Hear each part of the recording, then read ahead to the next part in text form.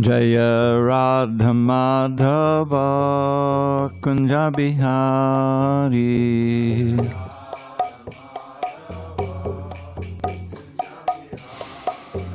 Jaya Radha Madhava Kunja Bihari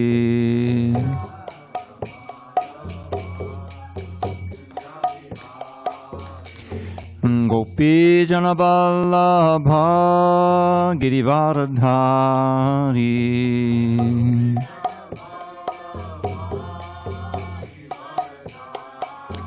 Jaya Gopi Jana Vallabha Girivaradhari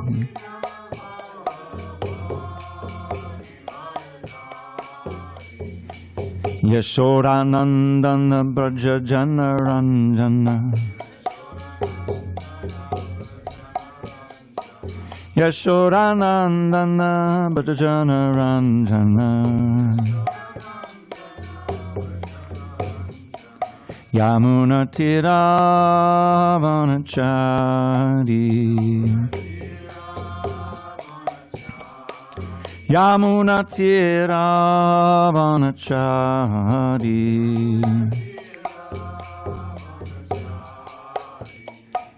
Hare Krishna, Hare Krishna, Krishna Krishna, Hare Hare, Hare Rama, Hare Rama, Rama Rama, Hare Hare.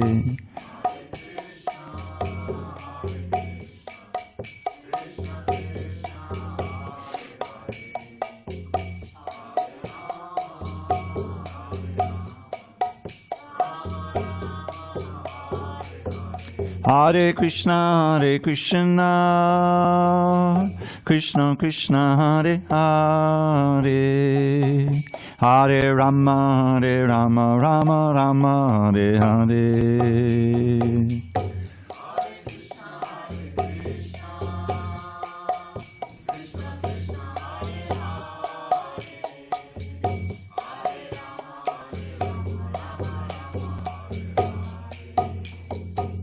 Hare Krishna, Hare Krishna, Krishna Krishna, Hare Hare, Hare Rama, Hare Rama, Rama Rama, Hare Hare.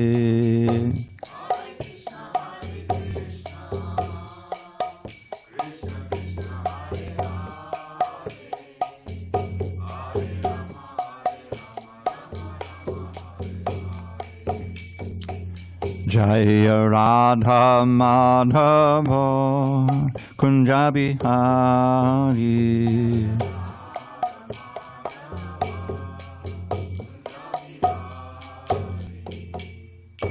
Jai Om Vishnupad Paramahansa Varojikacharya Ashtotarata Shri Srimad His Divine Grace Srila A.C. Bhaktivedanta Swami Prabhupada Ki Jai. ISKCON BBT founder Acharya Srila Prabhupada Ki Jai. Jai Om Vishnupad Paramahansa Parivajikacharya Ashtotarata Shri Srimad Divine Grace Srila Bhakti Siddhanta Saraswati Thakur Ki Jai. Ananta Koti Vaishnavinda Ki Jai. Namacharya Srila Haridas Thakur Ki Jai. Srimad Bhagavad Gita Ki Jai. Samveda Bhaktivinoda Ki Jai. All glories to the assembled devotees. All glories to the assembled devotees. All glories to the assembled devotees. All glories to Sri Guru and Gauranga.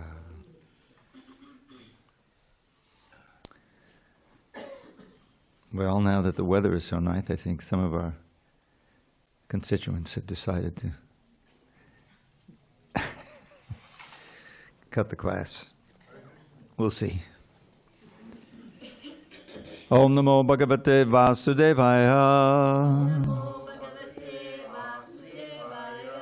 Om Namo Bhagavate Vasudevaya. Om Namo Bhagavate Vasudevaya.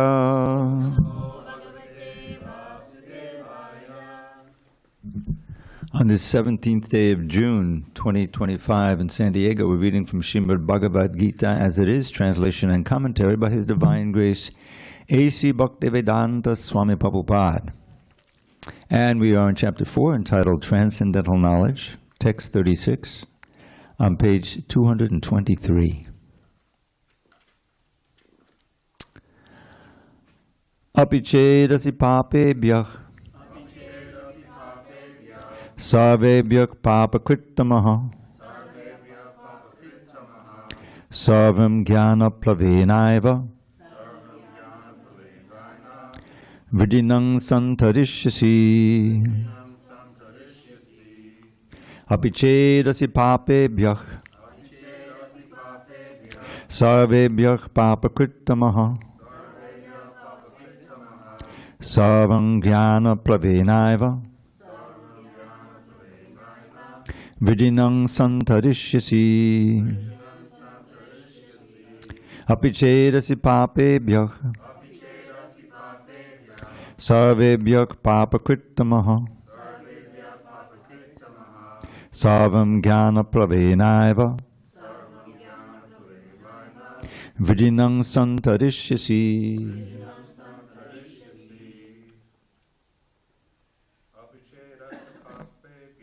Apichedasi papebhyah sarvebhyah papakrittamaha sarvam jnana plavenaiva vidinang santarishyasi apichedasi papebhyah sarvebhyah papakrittamaha sarvam jnana plavenaiva vidinang santarishyasi. Ladies. Apichedasi papebhyah sarvebhyah papakrittamaha sarvam jnana plavenaiva vidinang santarishyasi. Apichedasi papebhyah sarvebhyah papakrittamaha sarvam jnana plavenaiva vidinang santarishyasi apichedasi papebhyah sarvebhyah papakrittamaha sarvam jnana plavenaiva vidinang santarishyasi. Anyone online? Oh, I'm sorry, Ami, go ahead. Apichedasi papebhyah sarvebhyah papakrittamaha sarvam jnana plavenaiva vidinang santarishyasi. Antonella, did you go already? Oh, okay, sorry, I'm spacing out. Anyone online? I guess not. Okay, api even shade if asi you are papebhyah of sinners, sarvebhyah of all papakrittamaha, the greatest sinner, sarvam all such sin-free actions, jnana plavena by the boat of transcendental knowledge, eva certainly, vrijinam the ocean of miseries, santarishyasi you will cross completely. Prabhupada's purport. Proper understanding of one's constitutional position in relationship to Krishna is so nice that it can at once lift one from the struggle for existence which goes on in the ocean of nescience. This material world is sometimes regarded as an ocean of nescience and sometimes as a blazing forest. In the ocean, however, expert a swimmer one may be, the struggle for existence is very severe. Okay. If someone comes forward and lifts the struggling swimmer from the ocean, he is the great savior. Perfect knowledge received from the Supreme Personality of Godhead is the path of liberation. The boat of Krishna consciousness is very simple, but at the same time, the most sublime. Om Jnana Timirandasya Jnanandana Shalakaya Chakshu Unmilitam Mena Tasmai Shri Gurave Namaha. I was born in the darkest of ignorance, but my spiritual master Srila Prabhupada opened my eyes with the torchlight of knowledge. I offer my humble obeisance to him and all members of Sri Parampara, the disciplic succession. So what could be a more pertinent verse to start the verse than that Om Jnana verse? It's exactly what Krishna is talking about here. So let's see where this series of verses really began with text 34, the famous verse about the need to approach the spiritual master in order to get knowledge. Just try to learn the truth by approaching a spiritual master, inquire from him submissively, render service unto him. The self-realized soul can impart knowledge unto you because he has seen the truth. Having obtained real knowledge from a self-realized soul, you will never fall again into such illusion. For by this knowledge you will see that all living beings are but part of the Supreme, or in other words, that they are mine. And then today's verse, even if you're considered to be the most sinful of all sinners, when you are situated in the boat of transcendental knowledge, you will be able to cross over the ocean of miseries. So, we can see that this is, of course, chapter is called Transcendental Knowledge, and that here it's likened to a boat. I think yesterday I was talking about different boats, and this is one of another boat, the boat of transcendental knowledge. Now, the difficulty is that if we're not from childhood raised in an atmosphere of Krishna conscious knowledge, then we'll be acquiring all kinds of other knowledge, right? Knowledge of who knows what, whatever we learned in grade school, you know. Did any of that really help us in our sojourn, try to go back to Godhead? So the point is that this knowledge of material things is not really knowledge. It's just part of the ocean of nescience, of ignorance. Because it fills your mind with all kinds of ideas and doubts, you know. I mean, I was, as I've often said, and I'm not ashamed to say, a complete atheist, trained in such, you know, and just the whole idea of God just seemed like the foolish idea, you know, because I wasn't raised in a family, I wasn't getting it from school, I didn't meet a devotee on the street, you know. So that's the way it was in the 60s where I grew up. But by good fortune, I came in touch with yoga, and then I came in touch with the idea of Brahman and all of these other things, and I was fortunate to be philosophically inclined. My brother actually got a degree in philosophy from Chicago University of Chicago, and that's how I was able to go to that university. And because my brother had just graduated and everything, he had some influence. I was able to get my own room and with free tuition. And I mean free.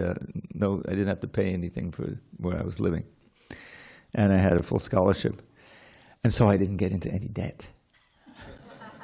I mean, I got an email. Was it an email or a text? I think it was a text from somebody, and I Googled the number that it came from. 63 was a foreign country, the Philippines. Oh, you're in trouble with the DMV. You didn't pay your fine. You got the same one? You got it the same one, right? Yeah.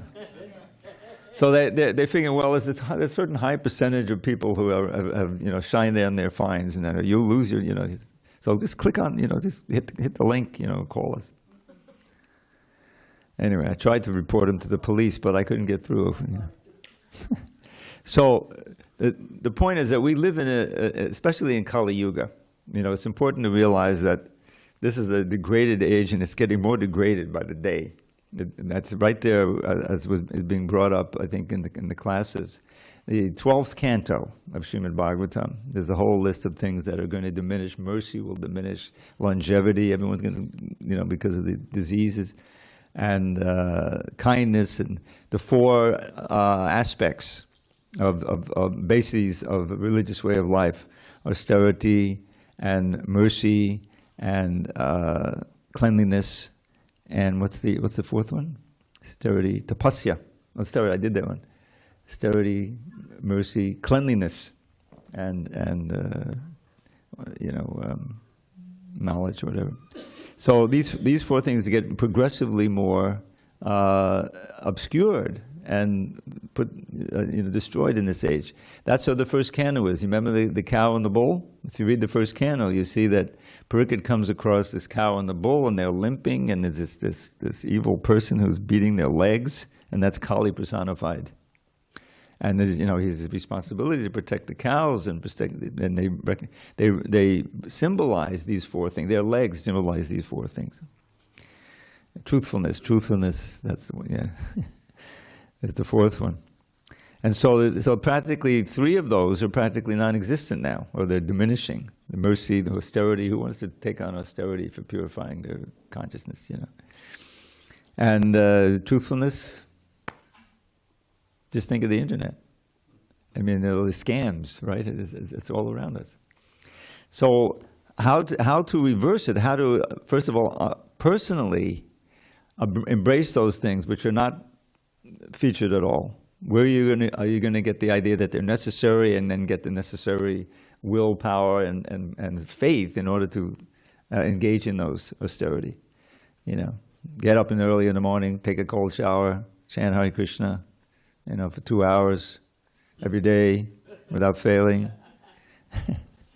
It's a challenge, from coming from the outside. I said, well, I don't think so. And then the four regular principles, forget it.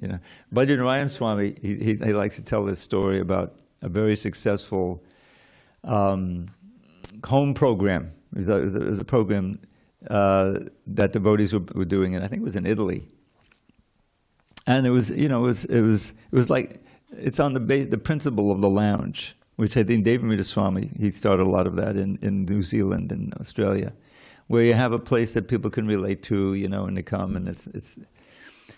So they had all these people coming. They were chanting, taking prasad, listening to the talks and everything, and they invited one sannyasi, I don't remember who it was, to come and speak. And he spoke, and then the other devotees came in and said, "Where is everybody? What happened?" Well, they were all here, but as soon as I started talking about the regular principle, they stood up and left. I hear that. So this is the age we live in. But still, the knowledge is so important. The knowledge is so important. Every bit of it. Bhagavad Gita is so nicely organized. Krishna gives the first and most important basic piece of knowledge to Arjuna. Dehinosmin yata dehi. Basically, that you are not the body. You are a soul who are occupying a body, and your body is constantly changing. We call it growing, but it's constantly changing, right? There are these 6 changes of everything: birth and growth, remaining for some time, producing byproducts, diminishing, and annihilation. But because we have no other knowledge, we identify with the body. It's natural, you see. We identify with the body as who we are. But you can see how ultimately self-defeating that is, because you're placing your faith, you're placing your hopes in something that's temporary. We as souls are naturally experienced in the spiritual world unending, ever-increasing bliss.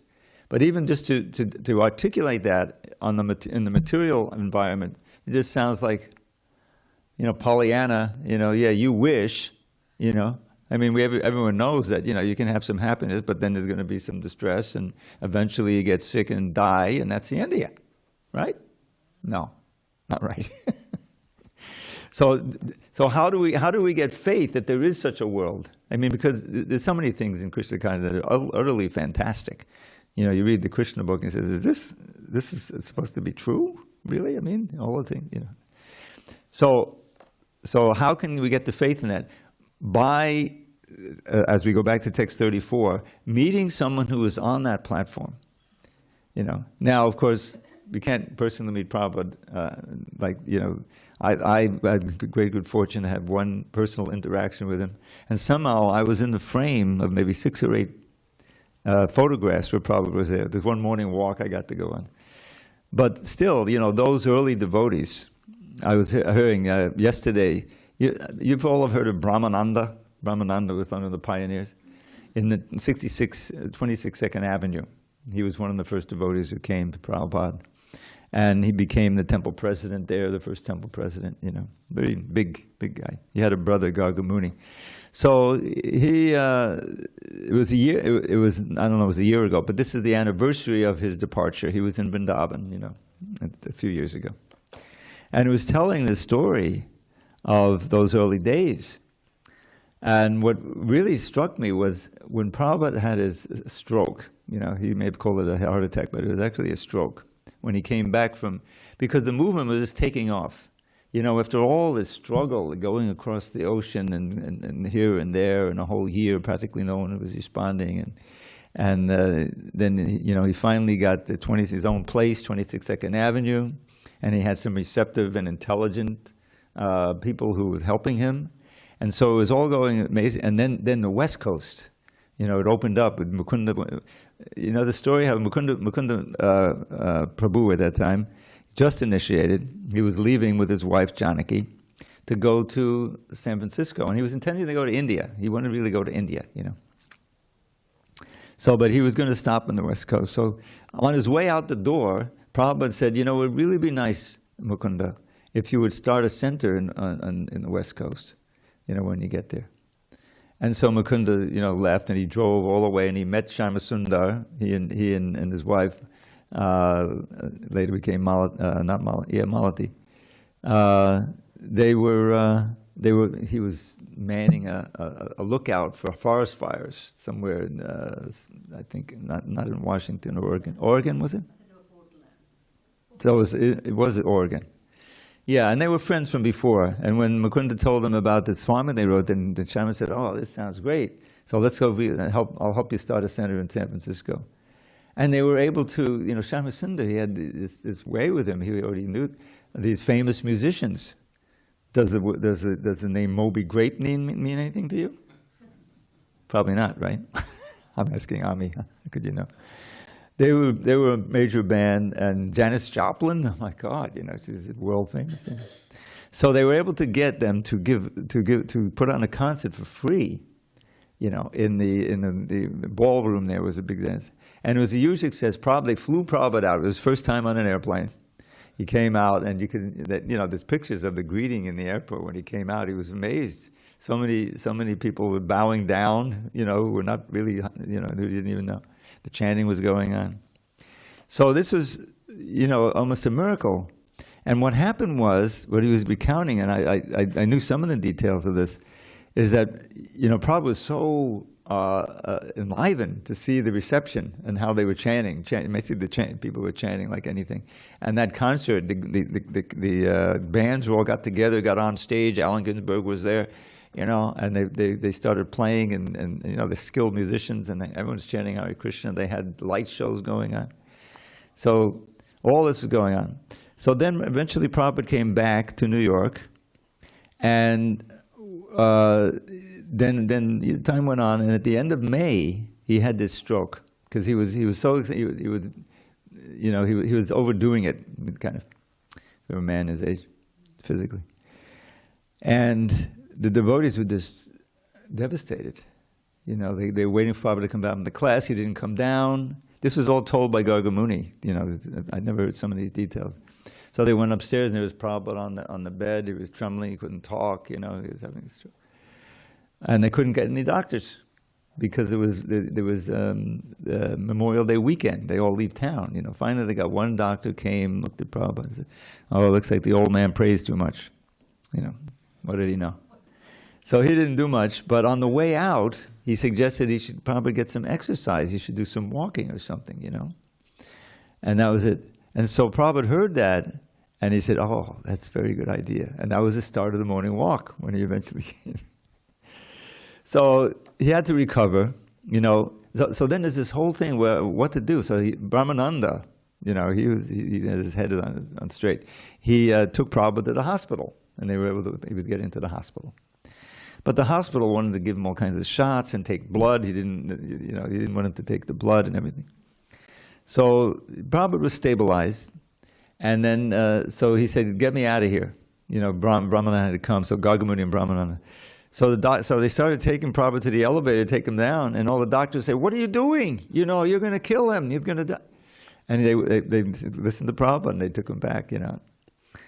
And then he needed to get recovery, so they took him to a place on the seashore in, I think, in New Jersey.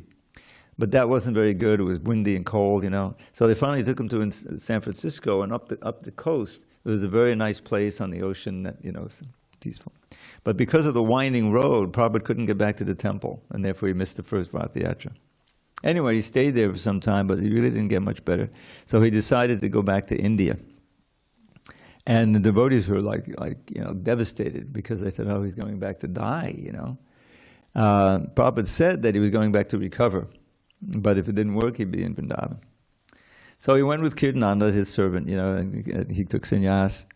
And, you know, the devotees were just praying and hoping that Krishna would keep Prabhupada. They were then what they were doing were writing these letters, you know, and Prabhupada received the letters, "Please come back, we need you so much," you know. And then at the end of the year, in I think it was December or late November, you know, he had a flight and he's coming back. And the show, you know, the devotees were just so relieved and so happy, you know. And what's really miraculous is, because, no offense, you know, but strokes can leave a permanent problem, you know. And we've seen Jayapataka Maharaj, you know, amazingly, he's still going, you know, preaching, but you can hardly understand him, you know, you can hardly talk. And my father had a stroke, he couldn't walk after a while, you know, anymore. He could luckily he could talk, okay. So, but Prabhupada didn't have any noticeable damage. You know, everything was working right. He was, you know, his mind was working great. So it's not often recognized, but it's just one of the many miraculous things that Krishna intervened. Come on, you know, after 2 heart attacks, he's in the cabin in that boat, which is always moving, you know, and so he figured if I have another one, then I'm sure to die. And Krishna comes in a dream and tells him, "Don't worry, I'm taking charge of the boat," you know. And from then on, in the Atlantic, during hurricane season, August and September, smooth as like a lake, you know, no more. There is a God. All these things just help build your faith. And here, just to remind you, when we're reading these books, we're getting Krishna's direct association through his words. Krishna is not different from his name. He's also not different from his words. And we're getting the association of his foremost devotee. And so we take advantage of that and absorb the knowledge. And the whole idea is that the knowledge should change the way you see yourself and the world and your interaction with everything, your activities. That's the whole idea. The whole key to the philosophy and bhakti is, what is the motive? Why are you doing what you're doing? And of course, the default is, well, I'm doing it because it's making me comfortable. Because it's a plan where I'll make so much money and I'll do this, you know, or I'll get this pleasure, or I'll get away from this pain, you know, I'll take this pill and I'll feel fine, you know, whatever. So the motive is the default is, what's in it for me, you know, good, you know. Now, of course, people fall in love, or they have, you know, children, you know, and so forth. So it's not entirely like that. And you find, as Prabhupada often emphasized, the most pure form, model for love in the material world is a mother's love for the helpless child. You know, I mean, it's got to be a really distorted consciousness for that, you know, not to be there. But it's just solely, it's like, oh, the child, he should be warm enough, not too warm, you know, and comfortable. Are you comfortable? Very fed. Why is the child crying? Maybe he's hungry. Prabhupada said, but you don't know. Maybe there's some bug biting him and he can't tell you.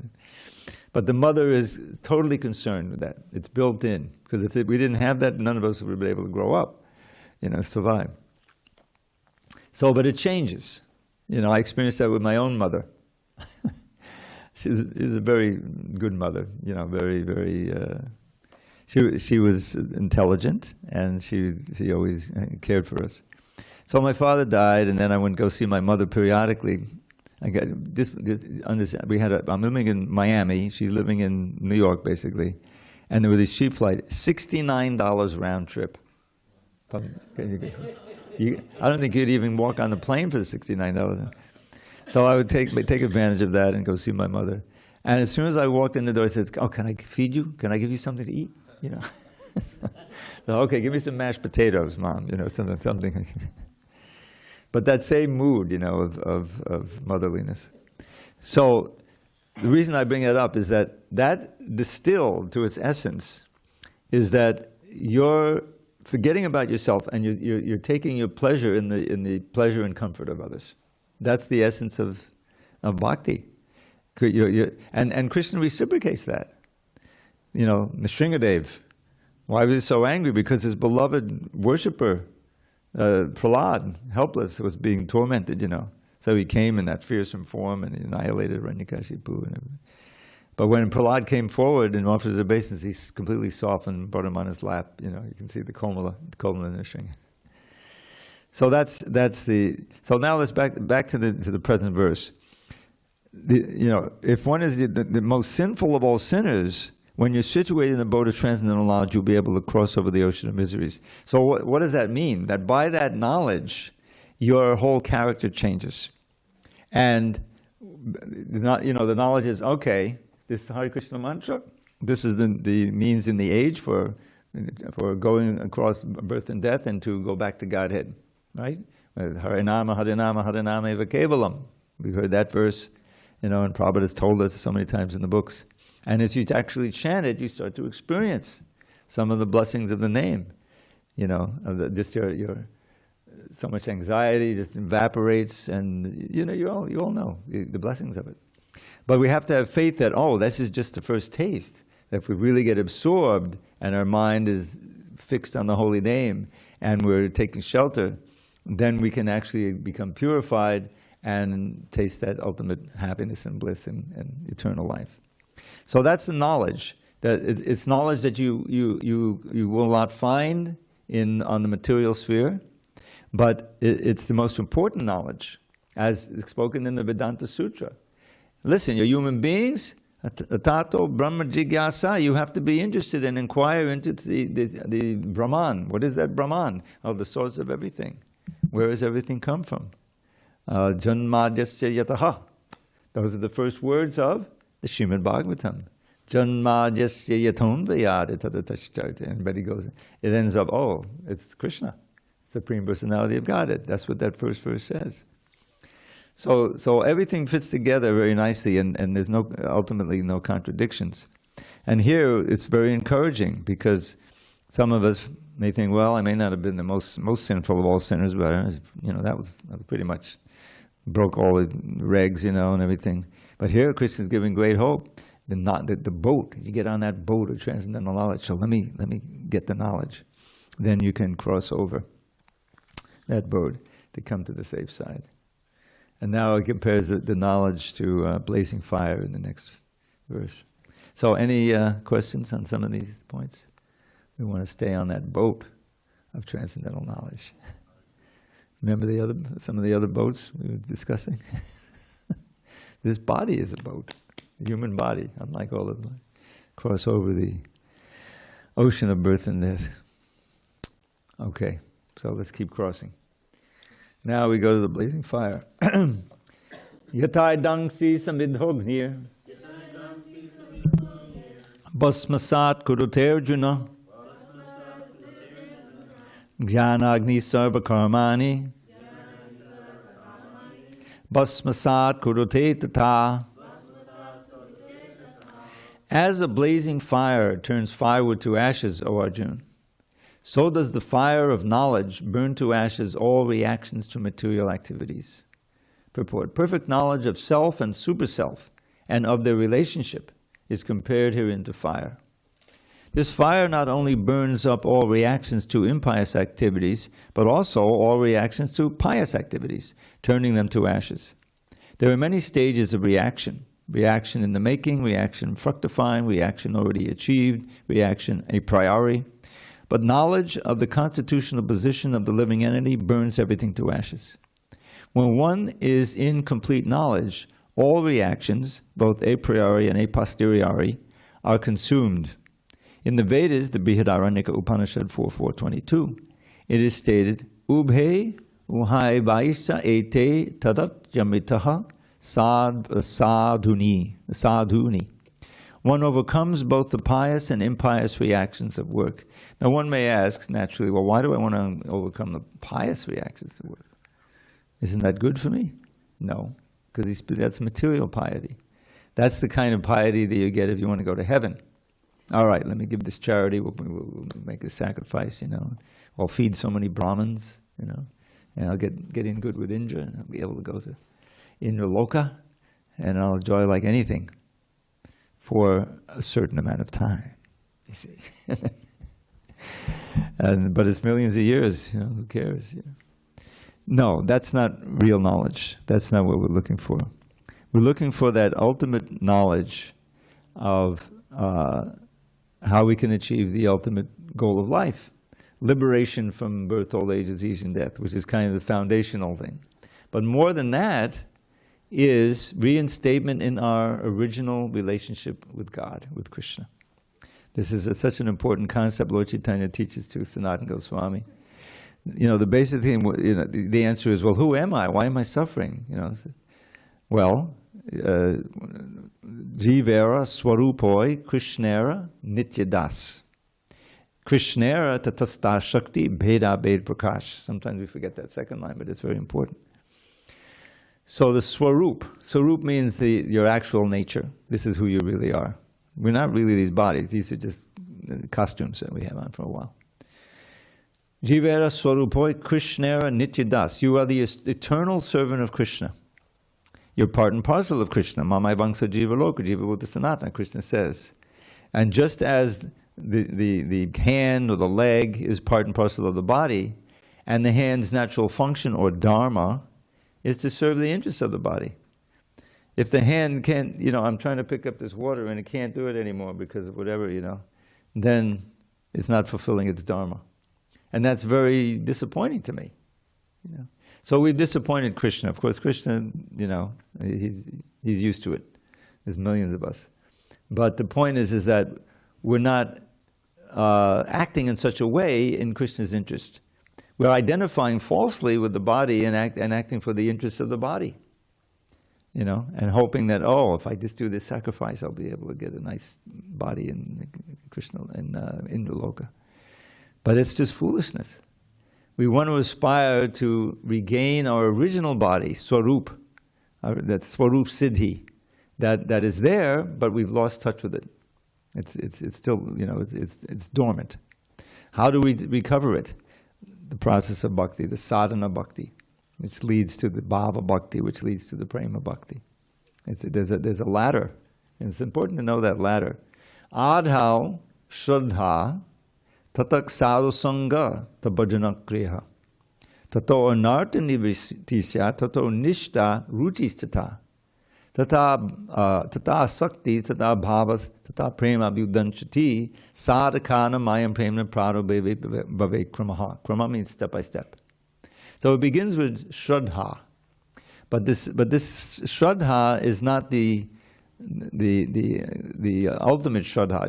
Prabhupada said this means a certain interest and respect, enough to bring you into the association of devotees, because the next step is sadhu sangha. Hare Krishna. Sadhu sangha is so essential. So that is association with genuine devotees. And association, as described in that Sadhu Sangashtaka I mentioned, in the third canto, by Kapila Dev speaks to his mother. He's teaching his mother. Prasanga, the word prasanga. It's interesting. The whole thing starts with prasanga, but this prasanga is not good. This is very intense association with non-devotees. Prasangam ajaram pasham atmana kavayo vidu. And it acts as a very strong rope to keep you tied to this material world. Ajaram pasham. Atmana kavi. The kavis, the intelligent, know that same strong attachment needs to be redirected to the sadhus, so that which is uplifting. Where attachment for things in this world is like a big, albatross around your neck or a chain. The hard knots of the heart keep you tied here. Yes. I'm so sorry. I was eating and I realized I got locked out of my car. Oh boy. Does anybody have I don't have it. Maybe you can help her. Okay, Sureshwar. This gentleman. You just tell him that you were driving a car, that's all. A white lie. Anyway, the curtains are closed, so... So, where were we?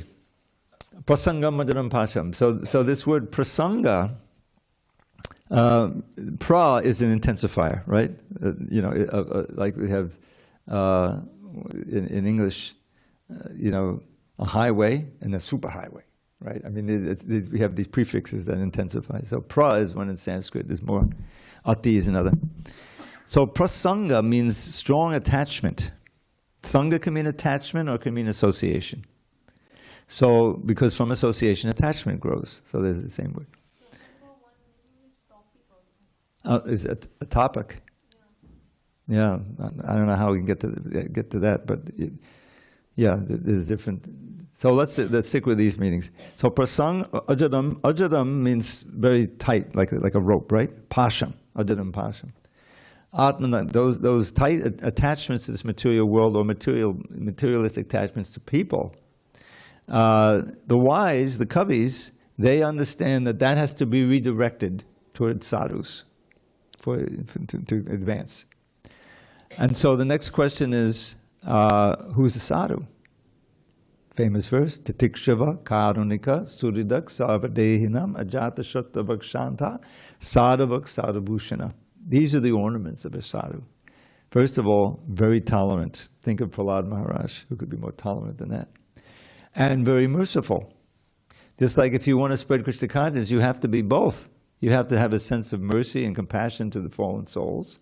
And you have to be able to tolerate all their nonsense and the objections. And in the old days, the devotees would be arrested, put in jail, water thrown at them.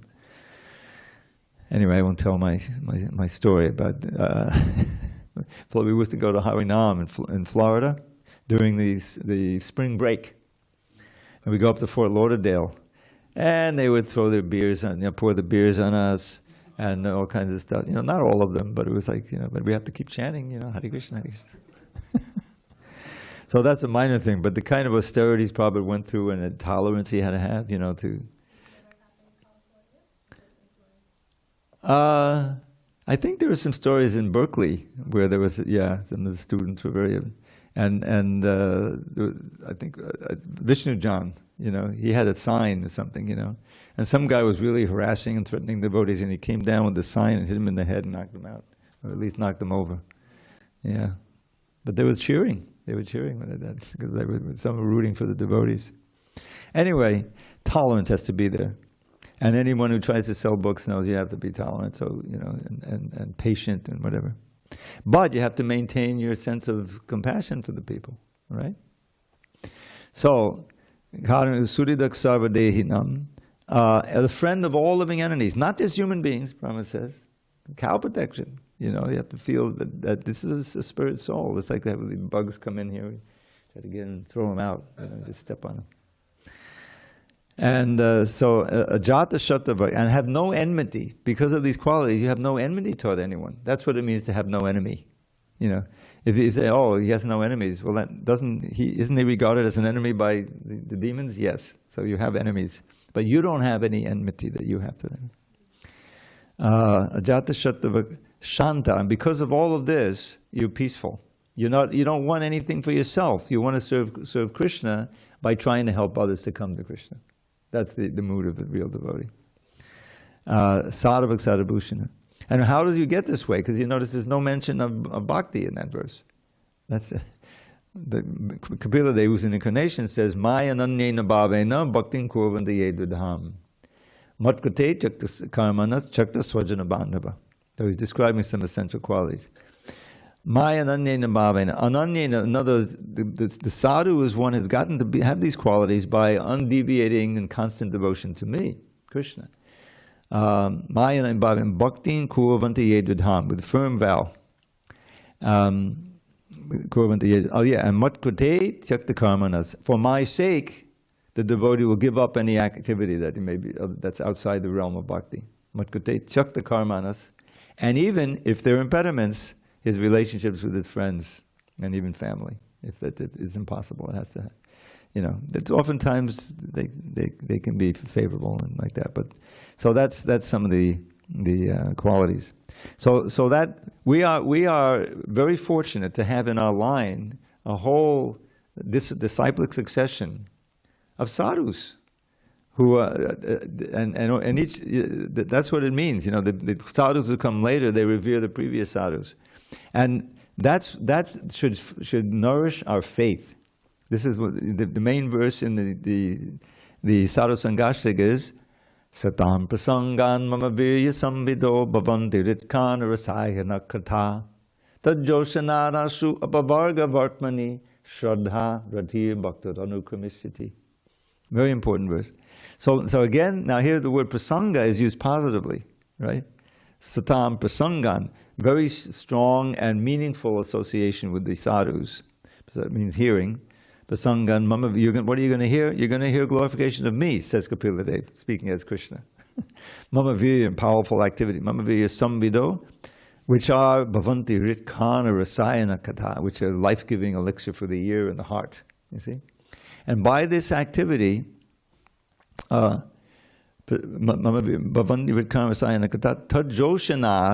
applying this principle, which is what you're doing now. I'm just trying to repeat, not any great sadhu or anything, but we're getting, as I said, Prabhupada's association. So tad joshanad ashu, quickly, apavarga vartmani. Now I'm not going to go to all the explanation of what apavarga means with all those letters, but apavarga means liberation. The path of liberation, following this nicely, then what's the result? You develop these things step by step. Shraddha, your faith is nourished in the process. Shraddha, rati, attraction to Krishna. And bhakti, actual prema. You develop step by step by that association. So it all comes from that. And when we chant Hare Krishna, we're associating with Krishna through his name. And when we can appreciate that, that this is, Krishna is so kind, he's come to us in the sound form, and we can associate, get purified. And so that's it's all association. So then I think we have time for one or two more. All right. So he's praising the glories of the transcendental knowledge. Nahi jnanena sadrisham pavitram iha vidyate tatsvayam yoga samsiddha kalenatmani vindati. In this world, there is nothing so sublime and pure as transcendental knowledge. Such knowledge is the mature fruit of all mysticism, and one who has become accomplished in the practice of devotional service enjoys this knowledge within himself in due course of time. Purport. When we speak of transcendental knowledge, we do so in terms of spiritual understanding. As such, there is nothing so sublime and pure as transcendental knowledge. Ignorance is the cause of our bondage, and knowledge is the cause of our liberation. This knowledge is the mature fruit of devotional service, and when one is situated in transcendental knowledge, he need not search for peace elsewhere, for he enjoys peace within himself. In other words, this knowledge and peace culminate in Krishna consciousness. That is the last word in the Bhagavad Gita. Now, it can be a little puzzling if you really think about this a lot. What comes first? The knowledge or the bhakti? Well, by practicing bhakti, you get knowledge, right? And by getting the knowledge, your bhakti is nourished. So they can help each other. Because what does it mean, the knowledge, to have knowledge of Krishna? Well, when these curtains open, we're going to see Krishna. And that's a form of knowledge. Oh, there are his beautiful lotus eyes, and he's playing that flute. And I've heard that flute sound is very nice. Well, that's another kind of knowledge. You can aspire to hear that. And those lotus feet, look, he's so beautiful. And Radharani's, I know they're there. I've seen them, in certain times of the year. And so there's so much knowledge to be had, like 64 qualities of Krishna. That's knowledge. But if you actually, and for each of the qualities, there's a verse or two describing them in the Nectar Devotion. I was thinking of putting out a separate book, 64 qualities of Krishna, and all of the verses, then that describe them. And of course, I'd have to poeticize them to really make it interesting. Maybe next life, or maybe next month. You never know. Yeah, I mean, I remember when I first realized those are in the CC, all the Sanskrit is there, it's a list. And so I memorized them. Ayangneta surumyanga sarvasal lakshananvita ruchidastan tejasaya baliyan vayasanvita. He's so strong. And then the four unique ones, Sarva Buddha Chamatkara Lila Kalola Vadidi. He's an ocean full of wonderful lila that astound all the moving and non-moving living entities. So it worked? Yes. Oh, good. You get a lot of credit for that. Lila Kalolavada, an ocean full of these waves of wondrous pastimes, right? That astound everybody who hears about them, So Lila Atulya Madhura Prema Mandita Priya Mandala. Atulya Madhura Prema, this refers to the gopis. He's surrounded by these gopis who are full of the highest, most intense and eternal love for him, ever-expanding love. Atulya Madhura Prema, very sweet. Madhura Prema Mandita Priya Mandala. He's decorated by them. And Trijigan Manasakashi Mulali Kalakujita. He plays his flute that enchants everyone in the universe. Trijigan Manasakashi attracts the mind of anyone who hears it. And then last, Mulali Kalakujita. Asamanordva Rupa Shri Vismapada Charachara. Unequaled and unsurpassed beauty and opulence. Vismapada Charachara, which astounds all the moving and non-moving living entities. So each of those, you could write a book on every single one of them, So that's, if you're, you turn your mind that way, you become absorbed and you share those and, then you're really tasting the highest pleasure. And the more you do that, you can take it and live in that. That's where we want to live. Okay, I'm sorry I went kind of far afield. But we'll resume tomorrow with text 39. Any final comments or questions before a poem or two? Okay. I'm sorry we didn't have many questions. All right. So let's see. What was the one oh yeah, this one I was trying to remember this morning. I finally remembered it. Oh, by the way, you're going to leave that. I think you see that right there? Is that yours? Okay.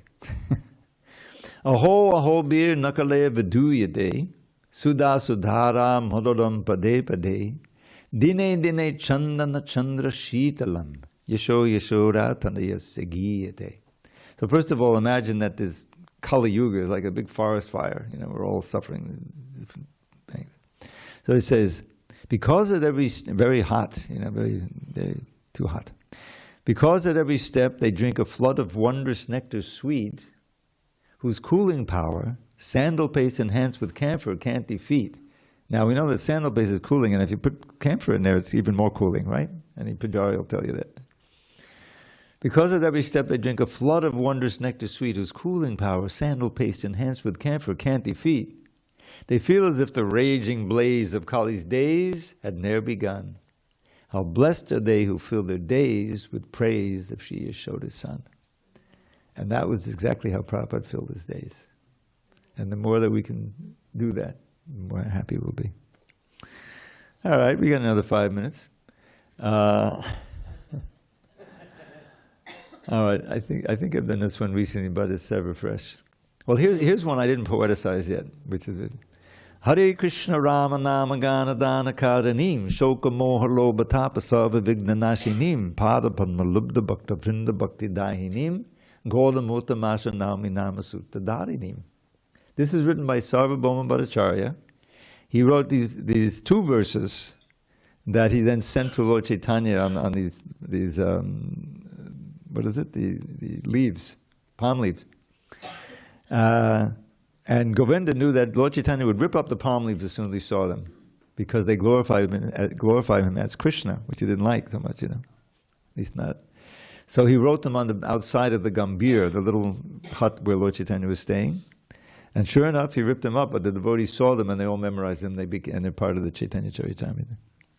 So the same Sarvabhauma Bhattacharya, when he got this revelation of Lord Chaitanya as Radha Krishna, he wrote 100 verses quickly about it. That's, had the power to do that. And this is one of them. They call it Su Shloka Shatakam. It's in the Veda base. Unfortunately, the translation is kind of weird, but it's in there. So this is one of the ones. Hare Krishna Rama Nama Gana Dana Karanim. What does that mean? He took the mantra, the Hare Krishna mantra, the song of the Hare Krishna mantra, which is Gana, and he made it into Dana, a gift. He gifted everyone. Anyone who wants it can have it for free. Hare Krishna Rama Nama Gana Dana Karanim Shoka Moha Loba Tapa Sabha Vignanashinim. And anyone who accepts this gift and chants, then the lamentation and illusion and all kinds of suffering will be eradicated. And for the devotees, his devotees who are eager for the service of his lotus feet, then this mantra will bring the highest levels of bliss and understanding. So, Shokamoha Lasatar Vignashanim, Padapad Malubda Bhakta Vrinda Bhakti Dainim, Gauramota Mashanami Nama Sutta Daranim. I very eagerly and quickly and enthusiastically glorify that golden complexioned Lord who is in a quiet place in the corner chanting his rounds on a knotted string. He's chanting japa. He's meditating like that. All right, with that, we better adjourn and get ready for the arati. Thank you for your attention.